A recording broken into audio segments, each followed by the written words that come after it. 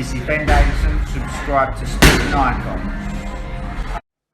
Okay, to follow on from the previous video where Deontay Wilder said that he'll never be friends with Tyson Fury because he knows Tyson Fury cheated. Anyway, in this one, we're going to talk about how Deontay Wilder has said that, or given the reason why he didn't go to the authorities, knowing that he had proof that Tyson Fury cheated. And this is what Deontay Wilder had to say. Why would I tell them? Why the F would I go to the authorities? I have an opportunity to release my own energy and put my hands on him in the possibility of trying to kill him and get paid millions of dollars doing it. Why would I go to the authorities? Okay, I go to the authorities, they lock him up. Then what's next? That's it. A good write-up. Okay, we proved our case. Nobody's getting fed. What justice has that done? That don't make no sense. Deontay Wilder's statement. Now, I've got a few points on that one. Now, okay, so you didn't want to go to the authorities even though you had proof that Tyson Fury cheated because you wanted that third fight with Fury so you could put your hands on him, get paid millions of dollars, and who knows, maybe even kill him. Okay, all right. But that's not what happened though, is it? Because what happened in that third fight was Tyson Fury kicked your ass again and knocked you cold out. So why is it from the third fight up until now, you haven't gone to the authorities? Because you've already had your opportunity. You've already had your hands on him, well, as such, because he beat you from pillar to post. Why haven't you gone to the authorities now? Because you've already got paid your millions. I'll tell you why you didn't go to the authorities, Wilder. Because you don't have the proof. You don't have that definitive proof. All you've got is denial. All you've got is a fan base of absolute morons who would buy into your garbage. Unless, of course, they created the garbage and you're still eating from it. I don't know which one it is. I don't get it. Because even if Tyson Fury was to cheat in the first fight where he got a draw, or the second fight where he made Wilder quit, well, every measure would have been taken for the third fight to make sure that the wraps were okay, to make sure that the gloves were okay, to make sure of all these things, right? But he still kicked your ass. So if he needed to cheat to beat you, then what's the excuse for the third fight? Do you think Fury cheated in the third fight as well? I mean, Fury must be some kind of genius to get his hands wrapped in front of the commission and then not notice it.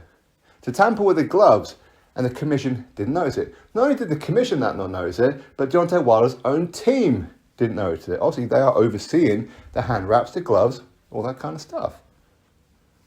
His own manager, trainer, JD's, oversaw all this. And what makes it worse, listen, you can come out with an excuse. One excuse, two excuse, okay, cool. But to come out with a whole catalogue of them is ludicrous. Well, all of them are correct, including your own trainer spiked your water. That's probably the dirtiest one of the lot. That's the worst one for me. You can say whatever you like, okay? You can make every excuse up in the book. The costume's too heavy. Tyson Fury had egg weight. You can come out with anything that you want. But to blame your own trainer, a boxing legend, Mark Breland, for spiking your water, his own fighter's water, and then throwing in the towel prematurely.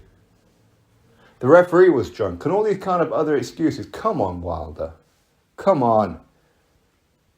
Even if Tyson Fury did cheat in the first fight, he didn't knock you out. Again, I'm still seeing comments on today's video that there ain't no way that Tyson Fury didn't cheat. You saw those floppy gloves. Okay, did he knock out Deontay Wilder in that first fight? Did he? No. Because again, people are still confused between the first fight and the second fight. They're getting the floppy gloves mixed up. The floppy gloves was the first fight, not the second fight. No floppy glove happened in the rematch. None whatsoever. And the floppy gloves anyway, well, the first ones are because they are Everlast MX gloves filled with horsehair. And when they get moist, wet, however, they become, well, they kind of like just transform themselves. Muhammad Ali had it with his gloves. Many other fighters had it with their gloves. And they wore Everlast MX gloves filled with horsehair, or just gloves filled with horsehair in general. That's what happens. They become distorted, is probably the best word. So that's the first fight, where Wilder says He walked through Tyson Fury's punches. He didn't feel Tyson Fury's punches. So clearly, the floppy gloves weren't a problem. How can the gloves have been tampered in the rematch? Oh, egg weights. Egg weights. For 7 rounds, Tyson Fury's going to have egg weights in his gloves, which are quite heavy, which are going to tire his own arms, so he can't throw punches.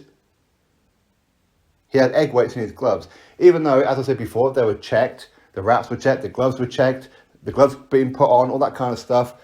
They were handed back to the commission immediately after the fight. Right before the bell went, the referee is touching the gloves of both sets of fighters, as they always do, making sure the waistband is high or high enough or not too high and whatever else. But somehow he managed to slip egg weights into his gloves.